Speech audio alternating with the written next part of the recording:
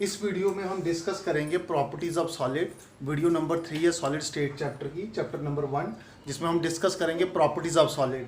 तो properties of solid की बात करें, नंबर 1 प्रॉपर्टीज कौन सी आती है सॉलिड की? Electrical properties of solid. Electrical properties of solid, तो इलेक्ट्रिकल प्रॉपर्टीज ऑफ सॉलिड, तो अगर हम बात करें प्रॉपर्टीज ऑफ सॉलिड 3 टाइप की होती है। एक होती है इलेक्ट्रिकल प्रॉपर्टीज ऑफ सॉलिड, एक मैग्नेटिक प्रॉपर्टीज ऑफ सॉलिड, और नंबर 3 होता है डाइलेक्ट्रिक प्रॉपर्टीज ऑफ सॉलिड। तो इस वीडियो में हम डिस्कस करेंगे, सबसे पहले हम डिस्कस करेंगे इलेक्ट्रिकल प्रॉपर्टीज ऑफ सॉलिड। तो इलेक्ट्रिकल प्रॉपर्टीज ऑफ सॉलिड की अगर हम बात करें, on the basis of electrical conductivity, on the basis of electrical conductivity solid can be classified into 3 types। तो सॉलिड को 3 टाइप में क्लासिफाई किया है। एक होता है conductor, on the basis of, किस बेसिस पे क्लासिफाई किया है? जो सॉलिड होते हैं उनको किस बेसिस पे क्लासिफाई किया? On the basis of electrical conductivity, electrical conductance. जैसे कोई किसी, अगर सपोज करो कोई इलेक्ट्रिसिटी कंडक्ट करता है उसको कंडक्टर बोलते हैं, अगर नहीं करता तो उसको क्या बोलते हैं? इंसुलेटर। उस सॉलिड को हम इंसुलेटर बोलते हैं। और जो करता भी है नहीं भी करता उसको हम क्या बोलते हैं? सेमीकंडक्टर। ये डिपेंड करता है कंडीशन के ऊपर। मतलब on the basis of electrical conductivity जो सॉलिड होती है उनको क्लासिफाई किया है 3 टाइप्स में। कैसे? सपोज करो कि अगर on the basis of electrical conductivity का क्या मतलब हुआ कि सॉलिड इलेक्ट्रिसिटी कंडक्ट करता है या नहीं करता, इसका ये मतलब होता है जो सॉलिड इलेक्ट्रिसिटी कंडक्ट करते हैं उनको हम कंडक्टर बोलते हैं, जो सॉलिड इलेक्ट्रिसिटी कंडक्ट नहीं करते उनको हम इंसुलेटर बोलते हैं, और जो सॉलिड इलेक्ट्रिसिटी कंडक्ट करते भी हैं नहीं भी करते हैं डिपेंडिंग अपॉन द टेम्परेचर, ऐसे सॉलिड को हम सेमीकंडक्टर बोलते हैं। तो 3 टाइप के सॉलिड होती हैं। किस बेसिस पे? On the basis of electrical conductance, on the basis of electrical conductivity. तो सॉलिड को क्लासिफाई किया 3 टाइप्स में, कंडक्टर, इंसुलेटर और सेमीकंडक्टर। तो हम सबसे पहले बात करते हैं कंडक्टर की। तो उसमें ए क्या आएगा? कंडक्टर। क्या होते हैं conductor? The solid which allow the passage of electric current. Passage मतलब मूवमेंट। ऐसे सॉलिड जिनमें से इलेक्ट्रिसिटी पास हो जाती है उनको हम क्या बोलते हैं? कंडक्टर। तो कंडक्टर 2 टाइप के होते हैं। एक होता है मेटालिक कंडक्टर, मेटालिक कंडक्टर, और नंबर 2 हमारे पास होता है electrolytic conductor.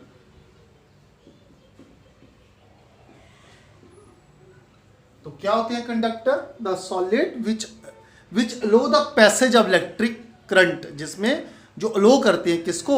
Movement of electricity. The solid which allow the passage of electric current is called conductor. तो कंडक्टर 2 टाइप के होते हैं, एक मेटालिक कंडक्टर और एक इलेक्ट्रोलाइटिक कंडक्टर। जैसे सपोज करते हैं ये बोर्ड है, बोर्ड सबने देखा होगा घर में लगा हुआ। अगर मैं इसमें वायर डाल दूं बोर्ड में स्विच वगैरह होते हैं, स्विच को ऑन कर दो तो यहाँ तुम हाथ लगाओ तो तुम्हें क्या बचेगा? करंट लगेगा यहाँ पे। इसका मतलब तुमने वायर कहाँ लगाई है? बोर्ड में लगाई। यहाँ टच करोगे इसका मतलब तुम्हें करंट लग रहा है। इसका मतलब इस वायर में से क्या पास हो रही है? करंट। जैसे ये वायर किसकी होती है? कॉपर की, सिल्वर की। तो उसका मतलब ये सारे कॉपर, सिल्वर, इतने मेटल सारे क्या है? कंडक्टर है। कौन से कंडक्टर है? Metal conductor. मेटल कंडक्टर की एग्जाम्पल क्या आएगी? वायर। इलेक्ट्रोलाइटिक कंडक्टर हो गए जैसे NaCl वगैरह। तो इनको डिस्कस करते हैं हम बारी बारी। देखो, सबसे पहले हम बात करेंगे कंडक्टर की। तो कंडक्टर कितने टाइप के होते हैं? 2 टाइप के होते हैं कंडक्टर। नंबर 1, एक होता है हमारे पास मेटालिक कंडक्टर, और नंबर 2 क्या होता है? Electrolytic conductor. इलेक्ट्रोलाइटिक कंडक्टर तो क्या होती है metallic conductor? The solid which allow the electricity to pass through them without undergoing any chemical change। मतलब ऐसे सॉलिड जिसमें से इलेक्ट्रिसिटी पास हो जाती है पर उनमें कोई चेंज नहीं आता। अगर जैसे एग्जांपल लेते हैं, तुमने बोर्ड में वायर डाली, जैसे तुमने बोर्ड में वायर डाली तो तुम उस वायर को अगर टच करोगे तो तुम्हें करंट लगेगा। करंट लगेगा, क्या वायर में कोई चेंज आएगा? कोई चेंज नहीं आएगा। ऐसा सॉलिड जिसमें इलेक्ट्रिसिटी पास हो जाती है without undergoing any chemical change, उनमें कोई चेंज नहीं आता। ऐसे सॉलिड को हम क्या बोलते हैं? Metallic conductor.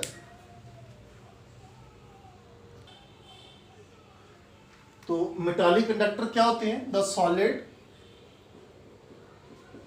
Which allow the electricity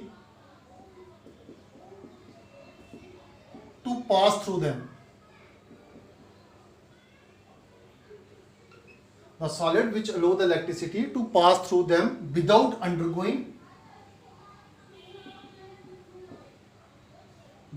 undergoing any chemical change.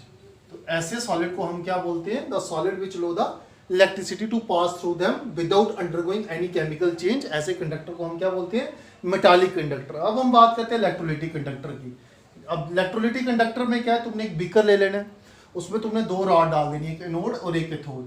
तुम सब बच्चों को पता होगा कि अगर हम पानी में किसको डिजोल्व करें? नमक को, तो क्या आइंस बनेंगे? Na पॉजिटिव आइंस बनेंगे एक्वस, प्लस साथ में क्या बनेगा? Cl negative aqueous. मतलब तुमने पानी में इलेक्ट्रोलाइट को डिजोल्व कर दिया, ये घुला हुआ है। जैसे तुम पानी लेते हो, पानी में अगर तुम नमक को डिजोल्व कर दोगे तो उसके आइंस बन जाएंगे Na positive aqueous, Cl negative aqueous. ये हमें दिखेंगे नहीं, ये पानी में मूव करेंगे। तो इसको मैं बैटरी के साथ कनेक्ट कर देता हूँ, ये पॉजिटिव है इस पे, तो इसको हम क्या बोलेंगे? एनोड, और इस नेगेटिव वाली को हम क्या बोलेंगे? कैथोड। अब क्या होगा? अब मूवमेंट होगी आइंस की। कैसे? जिस रॉड पे पॉजिटिव चार्ज है उसके पास कौन सा आइन जाएगा? मैं बात करता हूं, देखो जिस पे कौन सा चार्ज है? नेगेटिव आइन है। जैसे एट एनोड, देखो नेगेटिव वाला आइंस इस रॉड के पास जाएगा क्योंकि इस रॉड पे कौन सा चार्ज है? पॉजिटिव। तो बात करते हैं एट एनोड। एनोड पे कौन सी रिएक्शन होगी? एनोड पे क्या होगा? Cl नेगेटिव किस में चेंज हो जाएगा? एक्वस, पानी में जो घुला हुआ है वो Cl प्लस इलेक्ट्रॉन में चेंज हो जाएगा। तो क्या होगा? Cl तो यहाँ रह जाएगा, इलेक्ट्रॉन रॉड में चला जाएगा। इलेक्ट्रॉन यहाँ से होता हुआ, अगर तुमने बल्ब लगाया होगा तो ये बल्ब जलेगा क्योंकि इलेक्ट्रॉन यहाँ से यहाँ जा रहा है, तो यहाँ पहुंच जाएगा, यहाँ पहुंच जाएगा, यहाँ पहुंच जाएगा। तो अब क्या होगा? जो ऐसी एक और Cl नेगेटिव कहाँ जाएगा? Cl नेगेटिव एक और ऐसा ही Cl negative Cl plus electron में चेंज हो जाएगा। तो ये जो Cl है तो इनका क्या बन जाएगा? Cl2 गैस बन जाएगी, Cl2 गैस बाहर आ जाएगी। अब मैं बात करता हूँ एट कैथोड। कैथोड पे क्या होगा? इसका मतलब जो NaCl है वो खत्म हो रहा है। देखो जो Na पॉजिटिव एक्वस था, तुमने एज इलेक्ट्रोलाइट डाला हुआ है, इलेक्ट्रॉन एक्सेप्ट करेगा, ये घुला हुआ है, हमें दिखता नहीं है। जैसे इलेक्ट्रॉन कहाँ से एक्सेप्ट करेगा? यहाँ से, इसके पास जाएगा, इलेक्ट्रॉन एक्सेप्ट करेगा और Na सॉलिड बन जाएगा। सोडियम सॉलिड इधर रॉड पे डिपॉजिट होता जाएगा। तो तुमने क्या देखा? The solid which allow the electricity to pass through them, इसमें इलेक्ट्रिसिटी पास हो जाती है, पर विदाउट नहीं आएगा। क्या आएगा? The solid which allow the electricity to pass through them undergoing permanent change. इनमें परमानेंट केमिकल चेंज आ जाता है। तुमने क्या देखा? Cl नेगेटिव चेंज हो गया Cl2 गैस में और Na पॉजिटिव बन गया सोडियम सॉलिड। तो ये ऐसे सॉलिड होते हैं इलेक्ट्रोलाइटिक कंडक्टर जिसमें इलेक्ट्रिसिटी पास हो जाती है और इनमें परमानेंट केमिकल चेंज आ जाता है, मतलब ये डिकम्पोज हो जाते हैं। मतलब इलेक्ट्रोलाइट जो है NaCl क्या हो जाएगा? ये इलेक्ट्रोलाइटिक कंडक्टर क्या होते हैं? इलेक्ट्रोलाइटिक कंडक्टर ऐसे कंडक्टर होते हैं जो टाइम के साथ डिकम्पोज हो जाते हैं। इलेक्ट्रोलाइटिक कंडक्टर कंडक्ट करते हैं इलेक्ट्रिसिटी, पर इनमें परमानेंट केमिकल चेंज आता है। इनमें परमानेंट केमिकल क्या आता है? चेंज आता है। तो हम बात कर रहे थे इलेक्ट्रोलाइटिक कंडक्टर की। तो क्या लिखेंगे इसकी definition? The solid which allow the electricity to pass through them by undergoing chemical change, ये इसकी डेफिनेशन आ जाएगी। अब हम नेक्स्ट पॉइंट की बात करते हैं। इलेक्ट्रोलाइटिक कंडक्टर में तुमने देखा इलेक्ट्रिसिटी कैसे कंडक्ट हो रही है। मैंने इसको मिटा दिया, मेरे को दोबारा बनाना पड़ेगा। तो इलेक्ट्रोलाइटिक कंडक्टर की अगर मैं बात करूं, जैसे मैंने ये रॉड डाल दी, ये रॉड डाल दी, ये हमारे पास पॉजिटिव रॉड है, ये नेगेटिव, इसको एनोड बोलेंगे और इसको हम कैथोड बोलेंगे। ठीक है? तो इसमें हमने क्या डाल देना है? इसमें हमने पानी में इलेक्ट्रोलाइट डिसॉल्व कर देना। कौन सा? Na पॉजिटिव, जो पानी में घुला हुआ होगा, हमें नहीं दिखेगा, Cl नेगेटिव एक्वस। तो क्या होगा? Cl नेगेटिव कहाँ जाएगा? Cl नेगेटिव घुला हुआ, इसकी ऑक्सीडेशन होगी, ये रॉड के पास जाएगा, Cl प्लस इलेक्ट्रॉन में चेंज हो जाएगा, Cl प्लस इलेक्ट्रॉन। और ये इलेक्ट्रॉन कहाँ जाएगा? यहाँ बल्ब लगाया होगा तो ये इलेक्ट्रॉन यहाँ से यहाँ पहुँच जाएगा। फिर क्या होगा? एट कैथोड पे क्या होगा?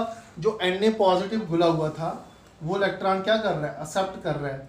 एक्सेप्ट करके किस में चेंज हो जाएगा? Na सॉलिड में। तो तुमने क्या देखा? इसमें इलेक्ट्रोलाइटिक कंडक्टर में इलेक्ट्रिसिटी कौन कंडक्ट करता है? मूवमेंट ऑफ आइंस, इलेक्ट्रॉन नहीं आएगा। देखो Cl नेगेटिव इधर आएगा तभी तो इलेक्ट्रिसिटी कंडक्ट होगी, Na पॉजिटिव उधर जाएगा तभी कंडक्ट होगी। मेरे कहने का मतलब है इसमें इलेक्ट्रोलाइटिक कंडक्टर में सेकंड पॉइंट क्या आएगा? Movement of electrons produce electricity. इस केस में तो इसमें क्या आएगा? मेटालिक कंडक्टर में movement of electrons produce electricity. Wire में मूवमेंट ऑफ इलेक्ट्रॉन्स।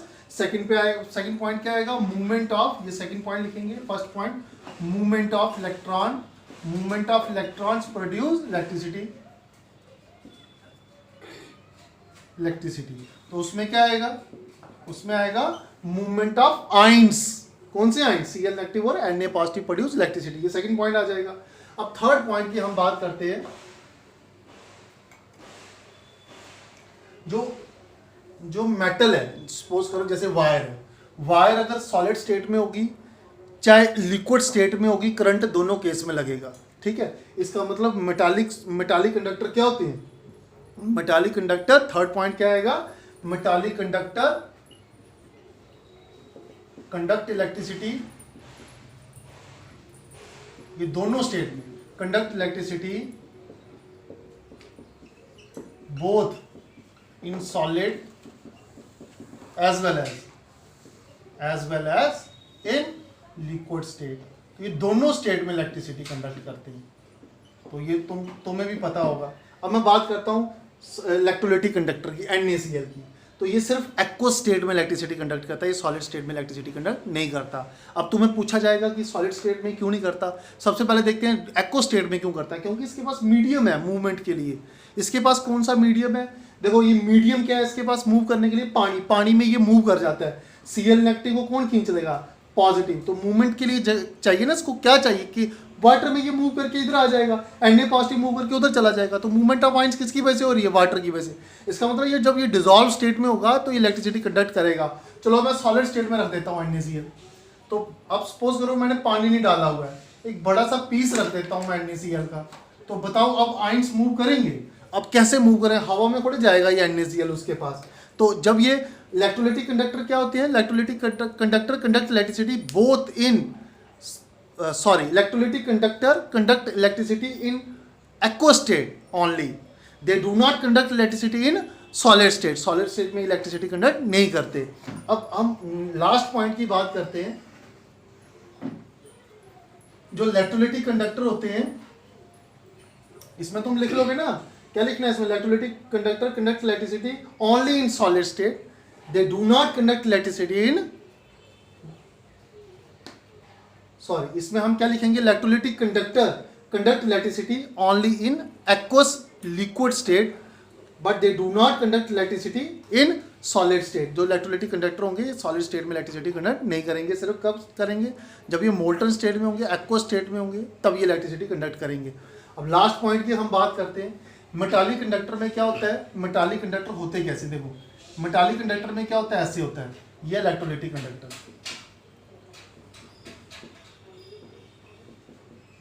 ये इसको हम बैलेंस बैंड बोलते हैं, इसको हम कंडक्शन बैंड। की अगर हम बात करें, बैलेंस बैंड और कंडक्शन बैंड के बीच गैप नहीं होता।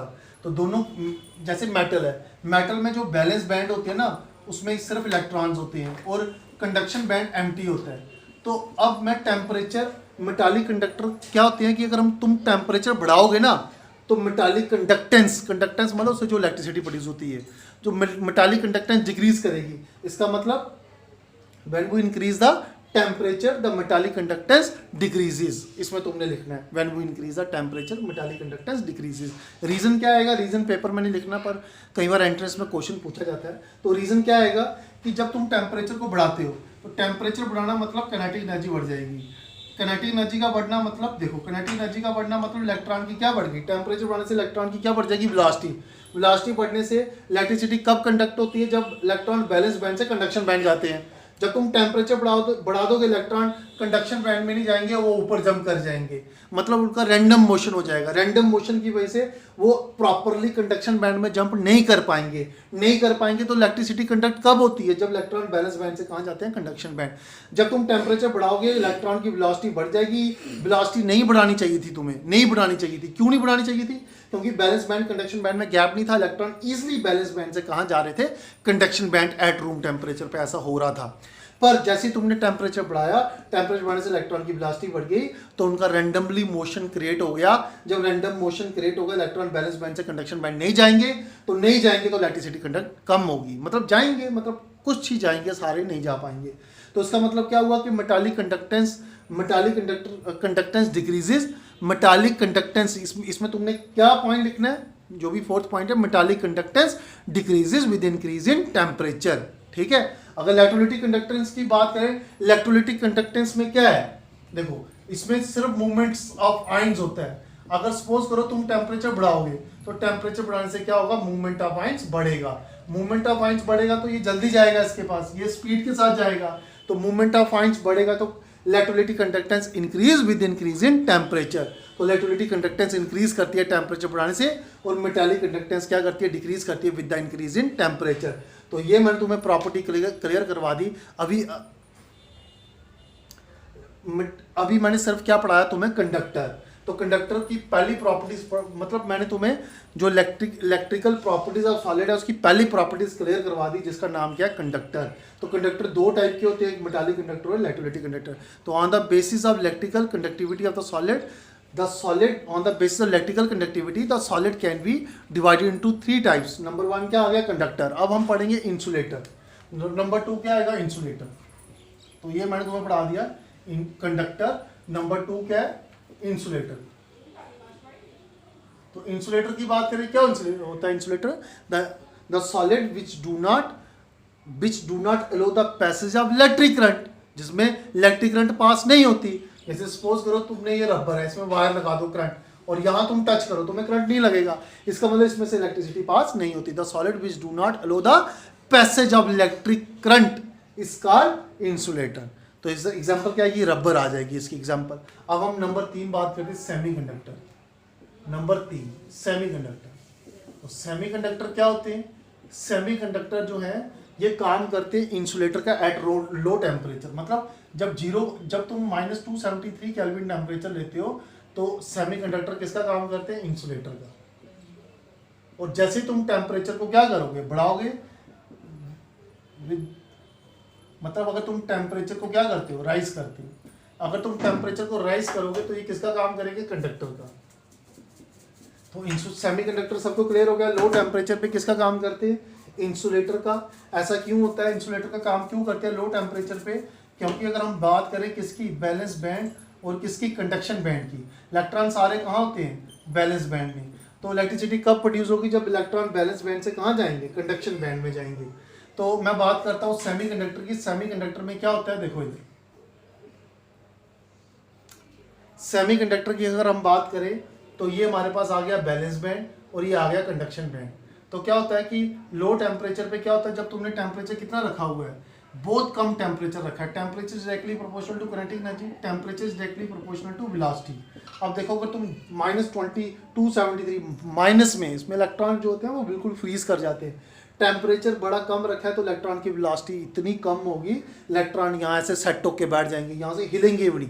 तो जब इलेक्ट्रॉन यहाँ से नहीं हिलेंगे, इसका मतलब बैलेंस बैंड से कंडक्शन नहीं जा रहे हैं, कंडक्शन बैंड में नहीं जा रहे, तो इलेक्ट्रिसिटी प्रोड्यूस नहीं होगी। उस टाइम सेमीकंडक्टर किसका काम करेगा, इंसुलेटर का, परफेक्ट इंसुलेटर। अब तुम क्या करो, टेम्परेचर को बढ़ाओ। जैसे तुम टेम्परेचर को क्या करोगे, बढ़ाओगे, टेम्परेचर राइज करोगे तो क्या होगा, टेम्परेचर बढ़ाओगे, इलेक्ट्रॉन की वेलोसिटी बढ़ेगी, इलेक्ट्रॉन की वेलोसिटी बढ़ेगी तो इलेक्ट्रॉन बैलेंस बैंड से कहाँ जाएंगे, कंडक्शन बैंड। जब इलेक्ट्रॉन बैलेंस बैंड से कंडक्शन बैंड जाएंगे तो तब ये सेमीकंडक्टर किसका काम करेगा, कंडक्टर का काम करेगा। तो ये था इलेक्ट्रिकल प्रॉपर्टीज ऑफ सॉलिड। तो electrical properties of solid on the basis of electrical conductivity solid can be classified into 3 types. एक आ गया इंसुलेटर, एक आ गया कंडक्टर, एक आ गया सेमीकंडक्टर। प्रॉपर्टीज ऑफ सॉलिड में, प्रॉपर्टीज ऑफ सॉलिड की अगर हम बात करें तो इसमें मैंने तुम्हें कौन सी प्रॉपर्टीज पढ़ा दी, इलेक्ट्रिकल प्रॉपर्टीज। हमने इलेक्ट्रिकल प्रॉपर्टीज डिस्कस कर चुके हैं, इलेक्ट्रिकल प्रॉपर्टीज। अब हम डिस्कस करेंगे magnetic properties of solid. Number two क्या डिस्कस करेंगे, मैग्नेटिक प्रॉपर्टीज ऑफ सॉलिड। तो मैग्नेटिक प्रॉपर्टीज ऑफ सॉलिड की अगर हम बात करें तो मैग्नेटिक प्रॉपर्टीज सॉलिड की, सॉलिड जो होती हैं उनको क्लासिफाई किया 5 अलग अलग टाइप में, डिपेंडिंग किसके पर, depending upon the behaviour toward the applied magnetic field. मतलब अगर हम जब अप्लाइड मैग्नेटिक फील्ड में सबस्टेंस को रखते हैं, वो 5 अलग अलग टाइप में सॉलिड अपना बिहेवियर शो करते हैं, मतलब 5 अलग अलग बिहेवियर शो करते हैं। तो जब हम सॉलिड को कहाँ रखते हैं, अप्लाइड मैग्नेटिक फील्ड में, उस बेसिस पे सॉलिड को क्लासिफाई किया 5 टाइप में। तो कौन कौन सी 5 टाइप है, तो अब हम डिस्कस करेंगे मैग्नेटिक प्रॉपर्टीज ऑफ सॉलिड। तो उसमें 5 टाइप देखते हैं कौन सी है, magnetic properties of solid.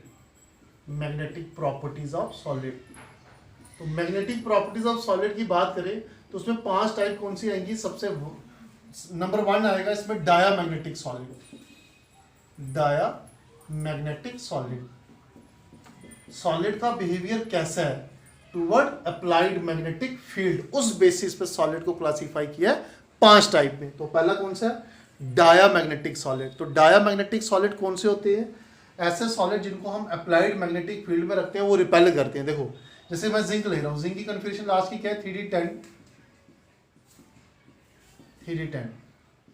4s2, तो ये आ गया 3d10 4s2। तो अगर मैं जिंक की बात करूं, इसमें मैं तुम्हें बोलता हूं, इसमें तुम मैग्नेटिक मूवमेंट निकालो। मैग्नेटिक मूवमेंट का क्या फार्मूला होता है, n+2 Bohr magneton, Bohr magneton.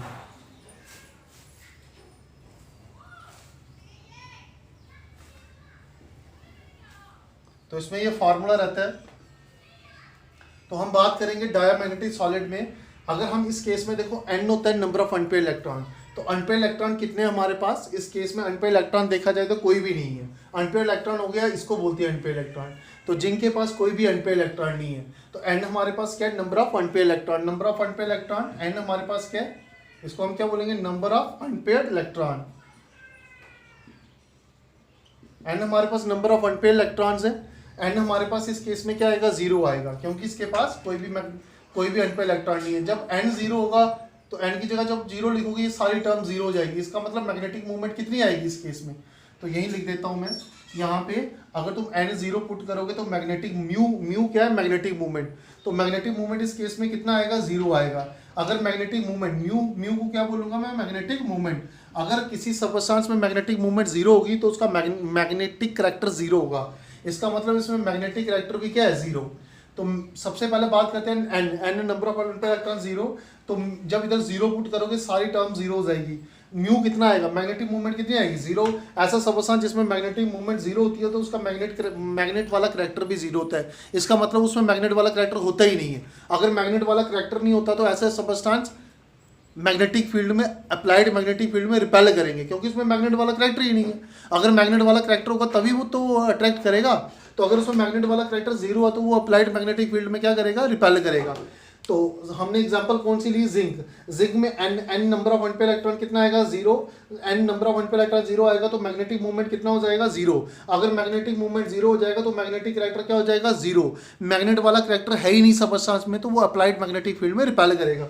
तो क्या होता है, डायामैग्नेटिक सॉलिड ऐसे solid, the solid which are repelled by the applied magnetic field, जो रिपेल करते हैं किसमें, applied magnetic field. They contain paired electron, इनके पास क्या होते हैं, they contain paired electron. Pairing of electron cancel their magnetic movement, pairing of electron की वजह से इसमें मैग्नेटिक मूवमेंट 0 आती है। They lose their magnetic character, इनके पास मैग्नेटिक करैक्टर भी नहीं होता, that's why they repelled in the applied magnetic field, इसलिए अप्लाइड मैग्नेटिक फील्ड में ये रिपेल करते हैं डायामैग्नेटिक सॉलिड। अब हम बात करते हैं पैरामैग्नेटिक सॉलिड की। तो दूसरी मैग्नेटिक प्रॉपर्टीज कौन सी है, पैरामैग्नेटिक सॉलिड, पैरामैग्नेटिक सॉलिड। तो अगर हम पैरामैग्नेटिक सॉलिड की बात करें, इसमें मैं एग्जांपल लेता हूं, क्रोमियम 3 पॉजिटिव। क्रोमियम की कॉन्फ़िगरेशन क्या होती है, 3d10 सॉरी 3d5 4s1, ये कॉन्फ़िगरेशन है क्रोमियम की। तो अगर मैं क्रोमियम 3 पॉजिटिव लूंगा तो उसके पास कितने अनपेयर्ड इलेक्ट्रॉन होंगे, 3 पॉजिटिव का मतलब होता है इसमें से तुमने 3 इलेक्ट्रॉन निकाल देने, तो उसके पास 3 ही अनपेयर्ड इलेक्ट्रॉन है। अब मैं तुम्हें बोलता हूँ मैग्नेटिक मूवमेंट निकालो, कितनी आएगी, n तुम्हारे पास क्या है, अनपेयर्ड इलेक्ट्रॉन। तो अनपेयर्ड इलेक्ट्रॉन कितना आया, नंबर ऑफ अनपेयर्ड इलेक्ट्रॉन 3 है, तो 3 पुट कर दो यहाँ पे। इसको सॉल्व करके हमारे पास 3 पॉइंट समथिंग आएगा, कुछ भी हो सकता है, 3.245। तो यहाँ मैं 4 लिख देता हूँ, ये अप्रॉक्सीमेट वैल्यू लिखा है, उसको तुम्हें कैलकुलेट करना पड़ेगा। इसका मतलब इसमें मैग्नेटिक मूवमेंट आ रही है। क्या होते हैं पैरामैग्नेटिक सॉलिड, ऐसे सॉलिड जिसमें फ्यू अनपेयर्ड इलेक्ट्रॉन होते हैं, मैक्सिमम नहीं, मैक्सिमम तो ये है, फ्यू अनपेयर्ड इलेक्ट्रॉन 3 ही है, कुछ ज़्यादा नहीं है। तो पैरामैग्नेटिक सॉलिड क्या होते हैं, पैरामैग्नेटिक सॉलिड ऐसा सॉलिड होता है जिनके पास फ्यू अनपेयर्ड इलेक्ट्रॉन होते हैं। फ्यू अनपेयर्ड इलेक्ट्रॉन होने की वजह से उनमें मैग्नेटिक मूवमेंट आती है। तो ऐसे सबस्टेंस जिसमें मैग्नेटिक मूवमेंट आती है, जिसमें मैग्नेटिक मूवमेंट आती है, मैग्नेटिक मूवमेंट MOM आएगा, ठीक है। तो जिनमें मैग्नेटिक मूवमेंट, ऐसा सॉलिड जिसमें मैग्नेटिक मूवमेंट होती है, ऐसे सबस्टेंस में मैग्नेटिक करैक्टर भी होता है, मैग्नेट वाला करैक्टर भी होता है, तो अप्लाइड मैग्नेटिक फील्ड में वीकली अट्रैक्ट करेगा, क्योंकि मैग्नेटिक करेक्टर है पर इतना ज़्यादा नहीं है। देखो इसके पास अनपेड इलेक्ट्रॉन है, इतने ज़्यादा नहीं है। अनपेड इलेक्ट्रॉन है मैं मानता हूँ, पर इतने ज़्यादा नहीं है। अनपेड इलेक्ट्रॉन की वजह से इसमें मैग्नेटिक मूवमेंट आएगी, मैग्नेटिक मूवमेंट इतनी ज़्यादा भी नहीं आएगी, आएगी। मैग्नेटिक करेक्टर भी आएगा, इतना ज़्यादा भी नहीं आएगा। अगर मैग्नेटिक करेक्टर आ रहा है तो अप्लाइड मैग्नेटिक फील्ड में अट्रैक्ट करेगा, इतना ज़्यादा अट्रैक्ट नहीं करेगा जितना करना चाहिए, करेगा पर अट्रैक्ट करेगा। तो उसको अगर हम चेन में देखें तो सबसे पहले हम क्या बोलेंगे, paramagnetic solid are those solid which contain few unpaired electron due to the presence of few unpaired electron, due to the presence of few unpaired electron they contain magnetic movement, इनके पास मैग्नेटिक मूवमेंट भी होती है। And they also contain magnetic character, इनमें magnetic character भी होता है। And these solid are weakly attract by the applied magnetic field, strongly नहीं, क्योंकि इनके पास maximum number of unpaired electron नहीं है, फ्यू अनपेड इलेक्ट्रॉन है। सपोज करो अगर मैक्सिमम अनपेड इलेक्ट्रॉन होते तो क्या होता, तो फिर मैग्नेटिक मूवमेंट बहुत ज़्यादा आती, मैग्नेट वाला करेक्टर बहुत ज़्यादा आता, अप्लाइड मैग्नेटिक फील्ड में स्ट्रांगली अट्रैक्ट करता। तो इसके पास फ्यू अनपेड इलेक्ट्रॉन है, फ्यू अनपेड इलेक्ट्रॉन की वजह से मैग्नेटिक मूवमेंट कम आएगी, मैग्नेटिक करेक्टर आएगा, कम आएगा, अप्लाइड मैग्नेटिक फील्ड में ये वीकली अट्रैक्ट होगा। अब हम नंबर 3 की बात करते हैं। उसके बाद कौन सा आता है, फेरोमैग्नेटिक सॉलिड।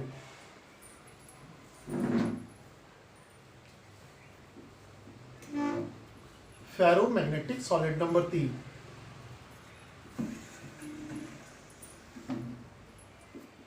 Ferromagnetic solid. अब फेरोमैग्नेटिक सॉलिड क्या होते हैं, जैसे मैं आयरन ले लेता हूँ, आयरन की कन्फिगरेशन क्या है, लास्ट की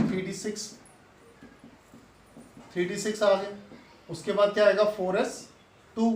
तो सपोज करो कि आयरन को मैंने अप्लाइड मैग्नेटिक फील्ड में रख दिया, ये स्पेशल केस है, ध्यान से सुनना जरा, इंपॉर्टेंट है।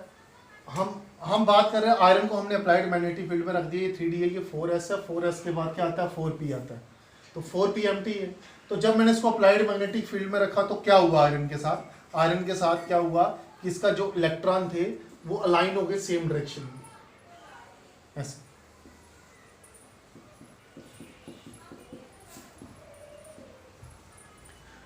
तो आयरन का केस बता रहा हूं मैं, आयरन के केस में हमें क्या करना है, आयरन के केस में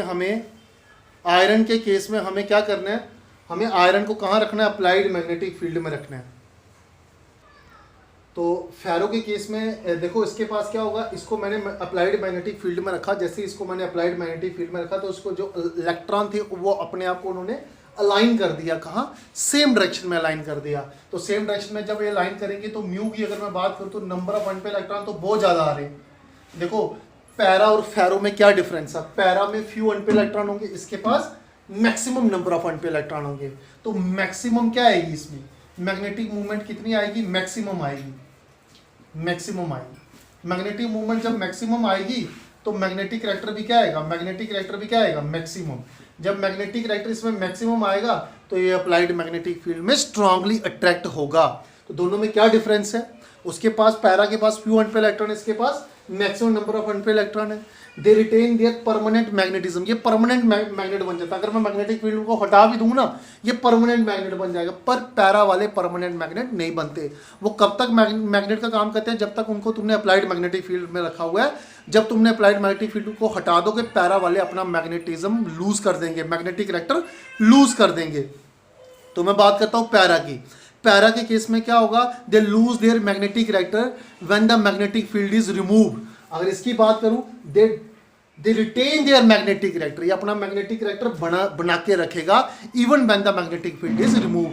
जैसे तुम देखते हो पेचकस देखा होगा तुमने, नट बोल्ट उठाने वाला, तो वो लोहा जो है वो परमानेंट मैग्नेट बन गया होता है। तो तुमने देखा होगा पेचकस, जैसे हम नट वगैरह उठाते हैं वो चिपक जाता है नट उसके साथ, क्योंकि वो जो पेचकस वाला लोहा है वो परमानेंट मैग्नेट बन चुका है। तो उसका मतलब क्या होते हैं ferromagnetic solid, these are the solid when these are the solid which contain maximum number of unpaired electron।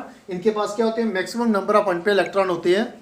And अगर इनके पास maximum number of unpaired electron होते हैं तो इनके पास मैग्नेटिक मूवमेंट भी क्या आती है, मैक्सिमम।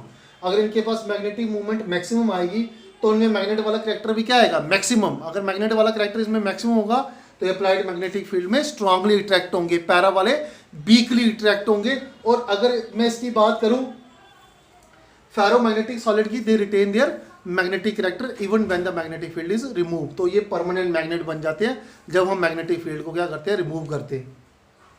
फेरोमैग्नेटिक सॉलिड, एंटी फेरो और फेरो में क्या डिफरेंस होता है। फेरो में इलेक्ट्रॉन कैसे अलाइन होते हैं, सेम डायरेक्शन में ऐसे होते हैं। किसमें, फेरो में, फेरो में, पर मैक्सिमम नंबर ऑफ 1 पे इलेक्ट्रॉन होते हैं। पर अगर हम एंटी फेरो की बात करें तो उसमें इलेक्ट्रॉन होते ऐसे ही है, 6 इलेक्ट्रॉन मैं बना रहा हूँ, पर ऐसे सब्सटेंस को जब हम अप्लाइड मैग्नेटिक फील्ड में रखते हैं ना, तो ये इलेक्ट्रॉन कैसे अपने आप को अलाइन कर देते हैं, parallel anti parallel, parallel anti parallel, parallel anti parallel, इस तरीके से अपने आप को अलाइन कर देते हैं। मेरे कहने का मतलब है ऐसे सब्सटेंस को जब हम अप्लाइड मैग्नेटिक, हम सोचते हैं इसके पास मैक्सिमम नंबर ऑफ 1 पे इलेक्ट्रॉन है, मेरे को एन कितना दिख रहा है 6, तो अगर मेरे को एन पुट करना पड़ेगा तो मैं कितना पुट करूंगा, 6 करूंगा। पर जब मैं इसको अप्लाइड मैग्नेटिक फील्ड में रखूंगा तो इलेक्ट्रॉन अपने आप को कैसे अलाइन कर लेंगे, parallel anti parallel, parallel anti parallel, parallel anti parallel, 3 parallel और 3 एंटी पैरेलल, जिसकी वजह से इस केस में जो एन है वो 0 आएगा। तो मैग्नेटिक मूवमेंट कितनी आएगी इस केस में, 0। जब ये ऐसे केस में मैग्नेटिक मूवमेंट 0 आएगी तो मैग्नेट वाला कैरेक्टर भी क्या आएगा, 0 आएगा। ठीक है, तो एंटी फेरोमैग्नेटिक सॉलिड क्या हुआ, ऐसे सॉलिड जो जिनके पास क्या होते हैं, मैक्सिमम नंबर ऑफ 1 पे इलेक्ट्रॉन होते हैं। तो हम सोचते हैं इसमें मैग्नेटिक मूवमेंट मैक्सिमम आएगी, पर ऐसे सब्सटेंस को जब हम अप्लाइड मैग्नेटिक फील्ड में रखते हैं तो इलेक्ट्रॉन अपने आप को कैसे अरेंज कर देते हैं, parallel and anti parallel direction in equal number, resulting 0 magnetic movement and 0 magnetic character. जब 0 मैग्नेटिक करैक्टर होगा, they are repelled by the applied magnetic field. तो इसका मतलब को एंटी फेरोमैग्नेटिक सॉलिड, देखो इसमें मैं अगर ऑर्बिटल बनाना चाहूँ तो मैं ये बना देता हूँ, चलो इसमें ऑर्बिटल बना देता हूँ मैं, पर पेपर में तुमने ऑर्बिटल ही बनाना, सीधे बनाना। ठीक है, तो अगर मैं इसमें बात करूँ, इसकी स्पिन क्या +1/2 है, तुम बोलोगे सर 1 पे इलेक्ट्रॉन तो 6 है, आप 0 कैसे लिख रहे हो। मैं एन कौन सा पुट करता हूँ, सेम स्पिन वाले पुट करने पड़ते हैं मेरे को।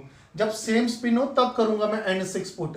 इसकी स्पिन +1/2, इसकी +1/2, इसकी भी +1/2, इसकी भी +1/2, इसकी भी +1/2, तब N6 आएगा। जब अपोजिट स्पिन की होती है, जैसे इसकी +1/2 स्पिन है, इसकी कौन सी है, -1/2, इसकी स्पिन कौन सी है, +1/2, इसकी स्पिन कौन सी है, -1/2, इसकी +1/2 और इसकी -1/2, इनकी स्पिन आपस में क्या हो जाएगी, कैंसिल आउट हो जाएगी। तो नंबर ऑफ 1 पे इलेक्ट्रॉन सेम स्पिन वाले 0 आएंगे। एन क्या है, एन है नंबर ऑफ 1 पे इलेक्ट्रॉन, पर कौन से जिनकी स्पिन सेम है, तो इन तीनों की स्पिन अपोजिट है, +1/2 -1/2। तो इस केस में एन 0 आएगा, मैग्नेटिक मूवमेंट 0 आएगी, मैग्नेटिक करैक्टर 0 आएगा। ऐसे सब्सटेंस को क्या बोलते हैं, एंटी फेरोमैग्नेटिक सॉलिड। तो ये था एंटी फेरोमैग्नेटिक सॉलिड। ये ऐसे सॉलिड होते हैं, जो ऐसे सॉलिड जिनके पास मैक्सिमम नंबर ऑफ 1 पे इलेक्ट्रॉन होते हैं, और हम सोचते हैं इनमें मैक्सिमम मैग्नेटिक मूवमेंट आएगी। पर ऐसे सब्सटेंस को जो हम अप्लाइड मैग्नेटिक फील्ड में रखते हैं तो इलेक्ट्रॉन अपने आप को अरेंज कर देते हैं parallel and anti parallel direction in equal number, resulting 0 magnetic movement and 0 magnetic character. जब 0 मैग्नेटिक करैक्टर होगा, ये रिपेल करेंगे अप्लाइड मैग्नेटिक फील्ड में। तो अगर इसकी थ्योरी की बात करें तो क्या लिखेंगे हम इसमें, तो these are the solid which have maximum number of 1 पे electron and are expected to be, हम क्या एक्सपेक्ट करते हैं, they show larger magnetic movement, but under the influence of applied magnetic field their electrons are arranged in parallel anti-parallel direction in equal number, 3 parallel 3 anti-parallel, resulting 0 magnetic movement and 0 magnetic character। तो ये आ गया anti ferromagnetic solid. अब हम last बात करते हैं किसकी, फेरी magnetic solid. Number 5 फेरी magnetic solid.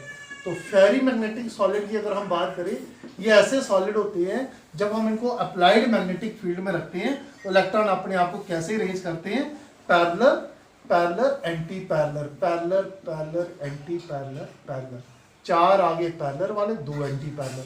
मतलब ये कैंसिल आउट हो जाएंगे, ये कैंसिल आउट हो जाएंगे, तो नंबर ऑफ 1 पे इलेक्ट्रॉन कितने पुट करने पड़ेंगे तुम्हें, 2। तो मैग्नेटिक मूवमेंट इसमें आती है, तो मैग्नेटिक मूवमेंट आती है पर कम आती है, तो मैग्नेटिक मूवमेंट इसमें आएगी। एंड कितना पुट करोगे, 2। तो मतलब आंसर कितना आएगा, 2.4 लगा लो, बोर मैग्नेटोन। इसका मतलब इसमें मैग्नेटिक मूवमेंट आती है तो मैग्नेट वाला करैक्टर इसमें होता है पर कम होता है। तो ये था फेरी मैग्नेटिक सॉलिड। क्या होती है ferri magnetic solid, in this case electrons are arranged in parallel and anti parallel direction in unequal number, resulting net magnetic movement. तो नेट मैग्नेटिक मूवमेंट इसमें आती है और ये मैग्नेटिक करैक्टर भी शो करते हैं। तो ये था मैग्नेटिक प्रॉपर्टीज ऑफ सॉलिड। तो नेक्स्ट वीडियो में हम डिस्कस करेंगे डाइलेक्ट्रिक प्रॉपर्टीज ऑफ सॉलिड।